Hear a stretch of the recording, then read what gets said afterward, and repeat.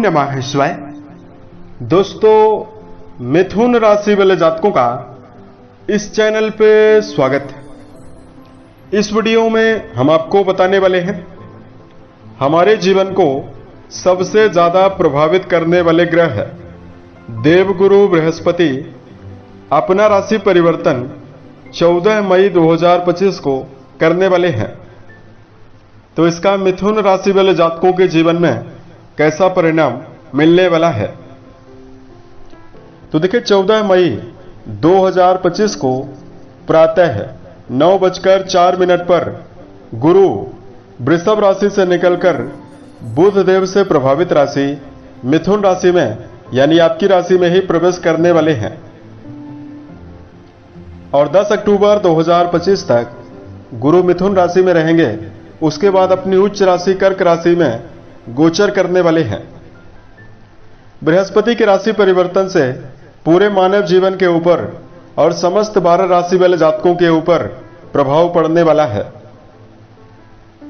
तो मिथुन राशि वाले जातकों के जीवन में कैसा प्रभाव मिलने वाला है, इस वीडियो में हम आपको जानकारी देने वाले हैं। किन मामलों में मिथुन राशि वाले जातकों को अनुकूलता मिलेगी और किन मामलों में आपको सावधान रहना है। तो देखिए, गुरु के बारे में यदि आपको जानकारी दिया जाए तो मिथुन राशि वाले जातकों हमारे नवग्रहों में देव गुरु बृहस्पति को उच्चतम स्थान प्राप्त है और इनको सबसे प्रभावशाली और सबसे शुभ ग्रहों की श्रेणी में रखा गया है। देव गुरु बृहस्पति बड़े ग्रहों की श्रेणी में आते हैं। तो जब ये अपना राशि परिवर्तन करते हैं तो पूरे मानव जीवन के ऊपर मेजर परिवर्तन और बड़े परिवर्तन देखने के लिए भी मिलता है। गुरु को भाग्य, धन, धर्म, संतान, नियम, बड़े भाई, वैवाहिक जीवन और मोक्ष का कारक माना जाता है।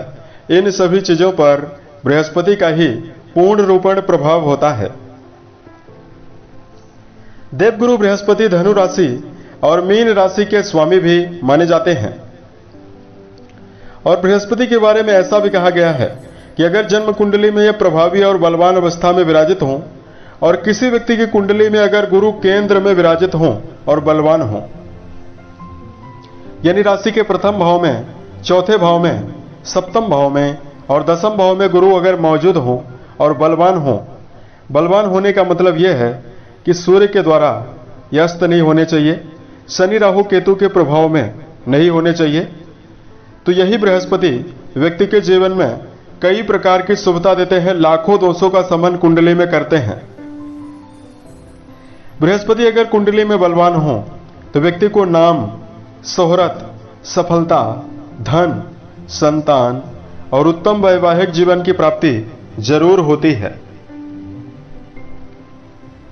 देवगुरु बृहस्पति के बलवान होने पर व्यक्ति को अच्छा जीवन साथी मिलता है, उच्च कुल में विवाह होता है और अच्छी संतति भी जीवन में प्राप्त होती है।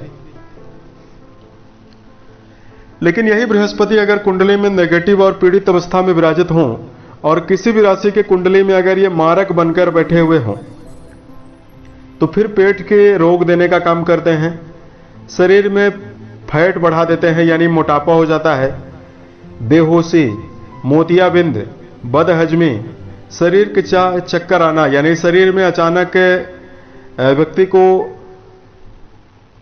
घबराहट का सामना करना पड़ता है, चक्कर का सामना करना पड़ता है। गुरु के पीड़ित होने पर शिक्षा के मामले में भी समस्याओं का सामना करना पड़ता है, वैवाहिक जीवन के मामले में समस्या होती है, लगातार कर्जों का सामना जीवन में करना पड़ता है। तो इसके लिए बृहस्पति से जुड़ा हुआ उपाय जरूर करना चाहिए। अब आइए हम आपको बताते हैं कि मिथुन राशि वाले जातकों के जीवन में किस प्रकार का परिणाम मिलने वाला है। मिथुन राशि वाले जातकों, यह जानकारी आपके चंद्र राशि के ऊपर प्रभावी रहने वाली है।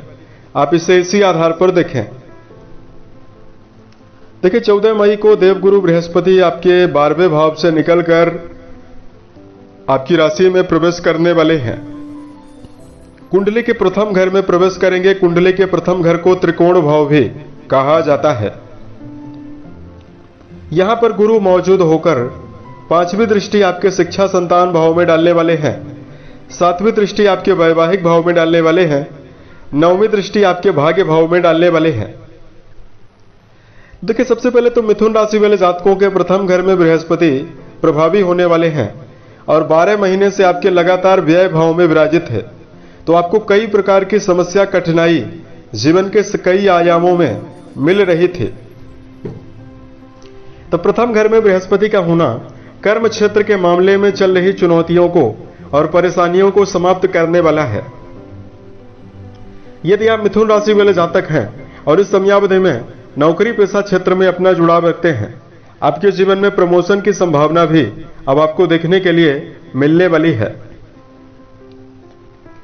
गुरु इस समयावधि में यदि आप वकालत के क्षेत्र में, आयुर्वेदाचार्य हैं, मेडिकल फील्ड में आपका जुड़ाव है, अध्यापक हैं, संस्कृत के यदि आप अध्यापक हैं, या इस समयावधि में यदि आप दर्शन शास्त्र के क्षेत्र में अपना जुड़ाव रखते हैं, वाणी से जुड़ा हुआ कोई भी काम कर रहे हैं, इसमें बृहस्पति आपको बड़ी सफलता जीवन में देने वाले हैं।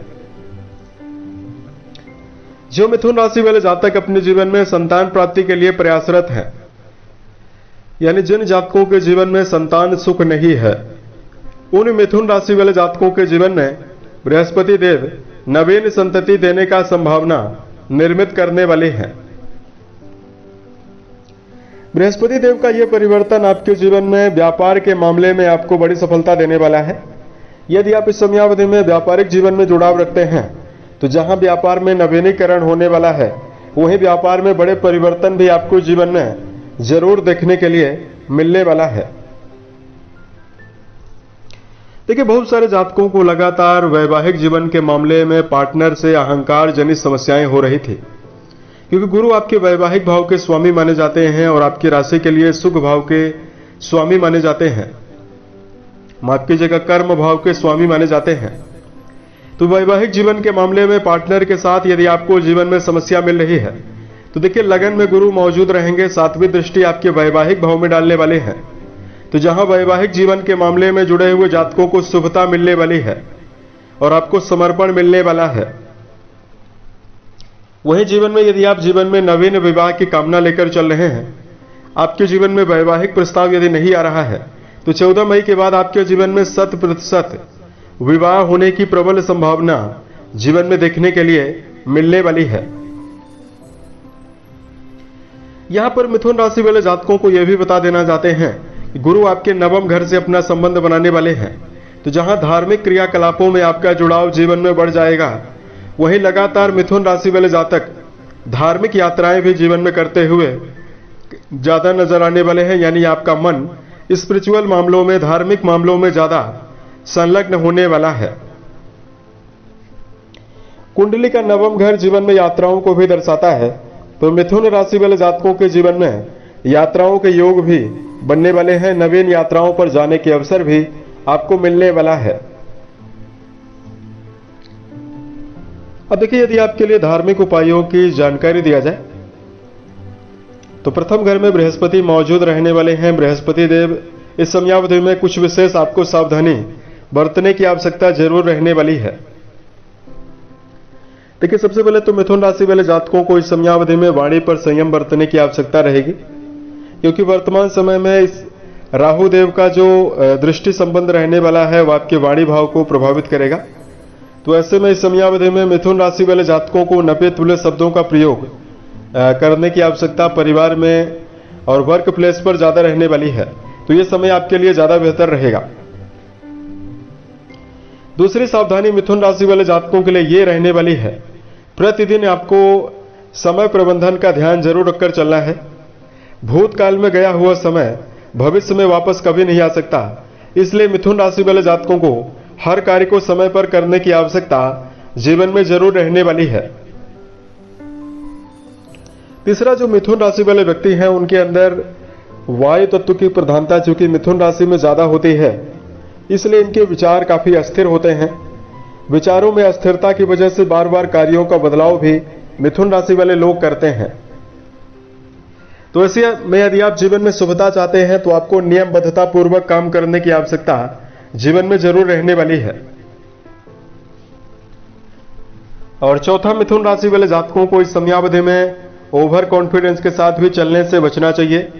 इस समयावधि में मिथुन राशि वाले जातकों को किसी भी क्षेत्र में यदि आप काम कर रहे हैं, यदि आपको कहीं से भी अच्छे अनुभव मिल रहे हैं, उसको आप अपने जीवन में लेने का प्रयास यदि करते हैं तो आपको जीवन में ज्यादा बेहतर परिणाम मिलने वाला है। धार्मिक उपायों की जानकारी दिया जाए तो मिथुन राशि वाले जातकों को इस समयावधि में मस्तक पर केसर का तिलक 43 दिनों तक आपको जरूर लगाना है।